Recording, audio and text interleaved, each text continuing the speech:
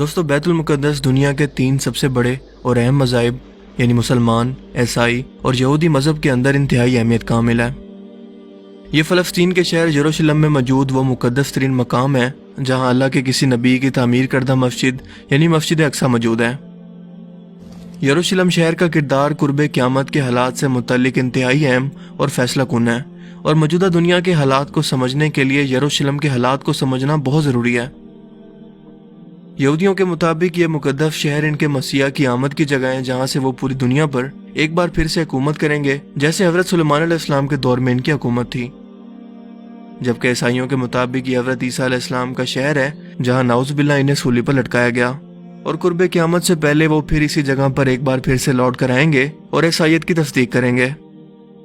جبکہ مسلمانوں کے لیے یہ قبلہ اول ہے، اور اللہ کے رسول صلی اللہ علیہ وآلہ وسلم نے 17 مہینے تک بیت المقدس کی طرف منہ کر کے نماز ادا کی تاکہ یہودیوں کو یہ یقین ہو سکے کہ جس خدا نے حضرت موسیٰ علیہ السلام کو تورات دے کر بھیجا، اسی نے محمد صلی اللہ علیہ وآلہ وسلم کو قرآن پاک جیسی مقدس کتاب دے کر انسانیت کی ہدایت کے لیے بھیجا ہے۔ سفر معراج پر آپ صلی اللہ علیہ وآلہ وسلم نے مسجد حرام سے مسجد اقصی تک یعنی یروشلم شہر تک سفر کیا، اور پھر وہاں سے آسمان کی بلندیوں پر معراج کے لیے تشریف لے گئے۔ جیسا کہ قرآن کریم میں ارشاد ہوتا ہے کہ پاک ہے وہ ذات جو لے گئی اپنے بندے کو راتوں رات مسجد الحرام سے مسجد اقصی تک، جس کے گرد و نواح میں ہم نے برکت رکھی ہے تاکہ اسے اپنی نشانیاں دکھائیں۔ بے شک اللہ سب کچھ جاننے والا اور سب کچھ سننے والا ہے۔ اس کے علاوہ یہی وہ جگہ ہے جہاں پر حضرت عیسیٰ علیہ السلام دوبارہ آسمان سے تشریف لائیں گے اور اسلام کو سچا اور حق کا دین ثابت کریں گے۔ یروشلم شہر کی اہمیت قرآن کریم سے بھی ثابت ہے۔ سورہ الانبیاء میں ارشاد ہوتا ہے، اور ہم نے اسے یعنی ابراہیم علیہ السلام کو اور لوط علیہ السلام کو اس زمین پر نجات دی جس میں ہم نے اہل عالم کے لیے برکتیں رکھی ہیں۔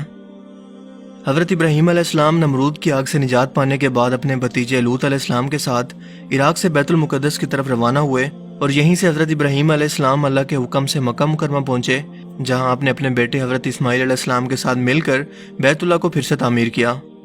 یعنی کہ یروشلم ایسی مقدس سرزمین ہے جسے اللہ تعالیٰ نے آل ابراہیم یعنی ابراہیم علیہ السلام کی نسل کے لیے اور آنے والے پیغمبروں اور دین یعنی یہودی، مسلمان اور عیسائیت کے لیے فیصلہ کن مقام بنایا ہے، کیونکہ ظاہر ہے کہ ان تینوں مذاہب میں سے سچا تو کوئی ایک ہی ہو سکتا ہے، اور یہی کردار قرب قیامت سے پہلے یروشلم کو ادا کرنا ہے۔ یعنی یہ شہر قرب قیامت سے پہلے صرف ایک دین کو سچ اور حق ثابت کرے گا، اور اسی لیے اس قدر اہمیت تینوں مذاہب کے اندر ہے۔ یروشلم ایک قدیم شہر ہے اور تقریباً 4000 سال پرانی تاریخ رکھتا ہے۔ یہ 2 مرتبہ مکمل طور پر تباہ ہوا۔ تاریخ میں اس پر 52 مرتبہ حملے بتائے جاتے ہیں، اور 44 مختلف قوموں کا اس شہر پر قبضہ ہوا۔ یہ تل ابیب شہر اور بحیرہ روم یعنی میڈیٹرین سی سے 60 کلومیٹر مشرق اور بحر مردار یعنی ڈیڈ سی سے تقریباً 33 کلومیٹر فاصلے پر جبل یہودا سے گھرا ہوا ہے، جہاں یہودیوں کی 3000 سال پرانی تاریخ، عیسائیوں کی 2000 سال، جبکہ مسلمانوں کی 1400 سال پرانی تاریخ موجود ہے۔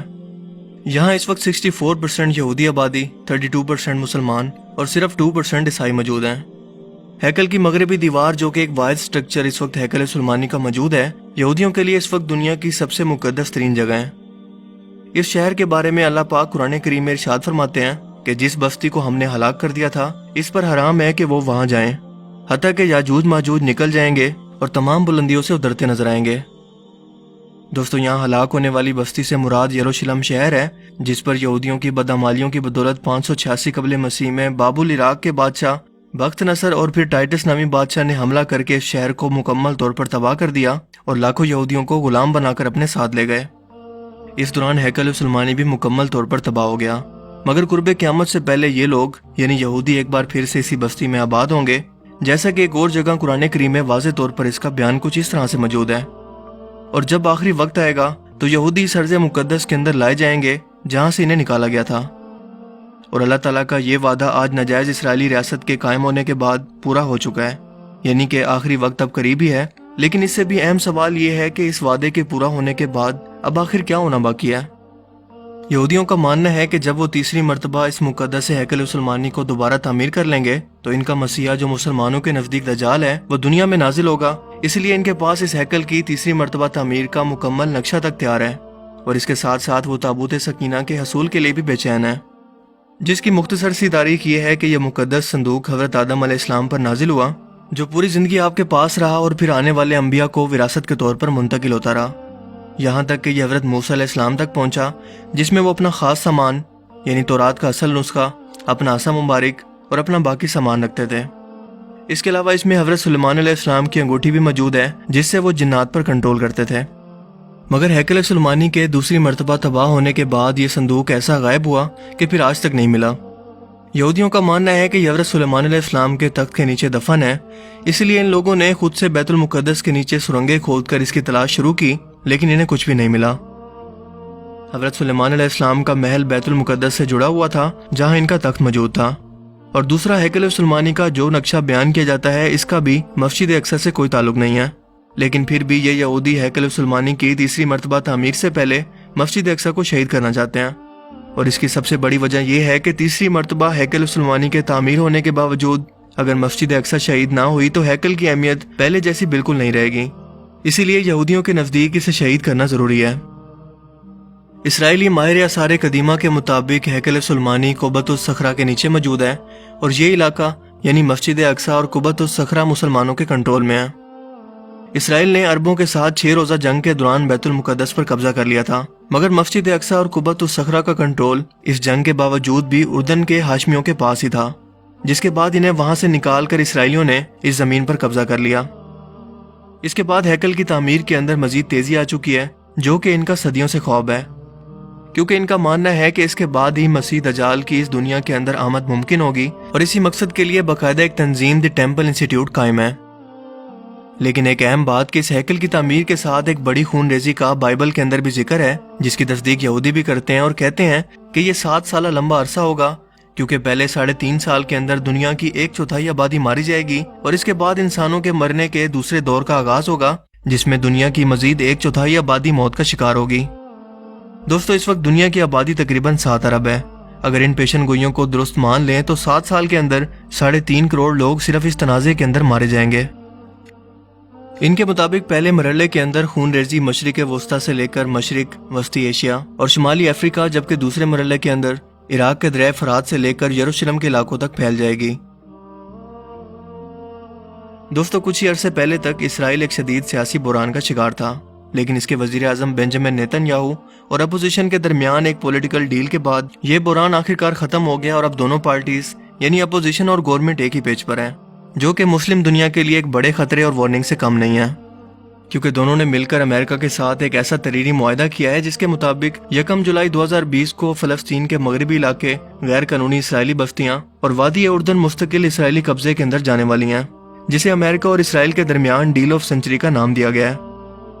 اس کے مطابق جون کے بعد اسرائیلی فوج یروشلم اور مغربی کنارے کے گرد اپنی پوزیشنیں سنبھال لیں گی، اور 1 جولائی سے ان علاقوں پر اسرائیل مستقل ان علاقوں کا اپنے ساتھ الحاق کا اعلان کرے گا، اور یہ کوئی خفیہ پلاننگ نہیں ہے، بلکہ اس منصوبے کو تحریری شکل دے کر اور دستخط کر کے دنیا کے سامنے پیش کر دیا گیا ہے، جو مسلمانوں کے لیے، عالمی اداروں اور انسانی حقوق کی تنظیموں کے لیے کھلا چیلنج ہے۔ آپ کو بتاتا چلوں کہ فلسطین کا یہ مغربی کنارہ یا ویسٹ بینک وہ علاقہ ہے جو 3 طرف سے اسرائیل اور مشرق میں اردن سے گرا ہوا ایک سرسبز و شاداب علاقہ ہے، جس کے شمال مغرب کے اندر بحر مردار یعنی کہ ڈیڈ سی موجود ہے، اور یہی وہ علاقہ ہے جہاں پر یروشلم شہر موجود ہے۔ یہ مغربی علاقہ 22 لاکھ آبادی پر مشتمل ہے، جہاں اسرائیل پہلے ہی کچھ علاقوں پر قبضہ کر کے اپنی آبادیوں کو بڑھانے کی کوشش کر رہا ہے، اور اب تک ان بستیوں کے اندر تقریباً 4 لاکھ کے قریب یہودی آبادی موجود ہے، کیونکہ اسرائیل جب بھی چاہتا ہے یہاں پر غیر قانونی تعمیرات شروع کر دیتا ہے، جیسے اس سے کوئی پوچھنے والا ہی نہیں ہے۔ لیکن دنیا کے 57 اسلامی ممالک نے نہ تو اس کی مخالفت کی اور نہ ہی کوئی مذمتی بیان، سفارت خانے سے تو دور سوشل میڈیا اکاؤنٹ سے بھی نہ دیے۔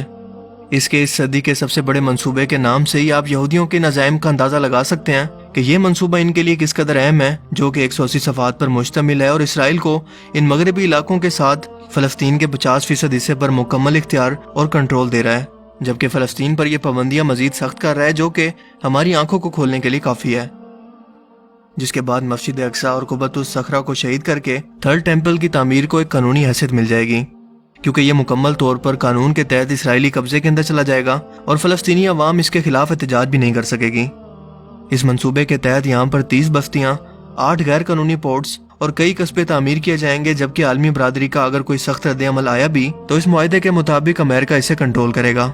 اور ہوا میں گھومتے ہوئے ہیلی کاپٹر ہر لمحہ مجاہدین کی معلومات اور ان کی نقل و حرکت کو نوٹ کر رہے ہیں، تاکہ وقت آنے پر یہ شدید رد عمل اور اچانک حملہ کر سکیں۔ लेकिन मुसलमान हुक्मरानों ने तो जैसे चुप का रोजा रख रखा है, सिवाय तुर्की के किसी को भी इस पर मुजम्मती बयान तक देने और सख्त मौकफ अपनाने की जरूरत नहीं हुई। जबकि इस वक्त इस गैर कानूनी और गैर इंसानी आबादकारी को रोकने के लिए पूरी दुनिया के सामने इसे उजागर करना इंतहाई जरूरी है, ताकि पूरी उम्मत मुस्लिमा इकट्ठे होकर इस पर वाजे और सख्त मौकफ को अपना सके। इसराइल को सिफारती और तिजारती बाइकआउट की धमकी देकर फलस्तीनियों की हर मुमकिन मदद की जाए, वरना फलस्तीन पर होने वाले जुल्म के अंदर और कत्ल में हम मुसलमान भी शामिल होंगे। लिहाजा अब यह सूरत हाल वाज़े हो चुकी है कि इस शहर यरूशलेम का किरदार न्यू वर्ल्ड ऑर्डर और कुर्बे क़यामत से मुतल्लिक यहूदियों के लिए इस कदर अहम क्यों है, और ये क्यों नबियों की सरजमीन शहर के लिए और मस्जिद अक्सा को शहीद करके तीसरी मरतबा हैकल सुलेमानी की तामीर के लिए इस कदर बेचैन क्यों है। क्योंकि इनके मुताबिक ये वो जगह है जहाँ पर दजाल अपना तख्त लगाएगा। यरूशलेम आधा ही पहले छीना जा चुका है, और अगर मगरबी किनारे से भी ये इसराइल का हिस्सा बन गया तो ना सिर्फ इसराइली रूहानी तौर पर मजीद ताकतवर हो जाएंगे, बल्कि इनके हौसले भी न्यू वर्ल्ड ऑर्डर के लिए और मजबूत हो जाएंगे,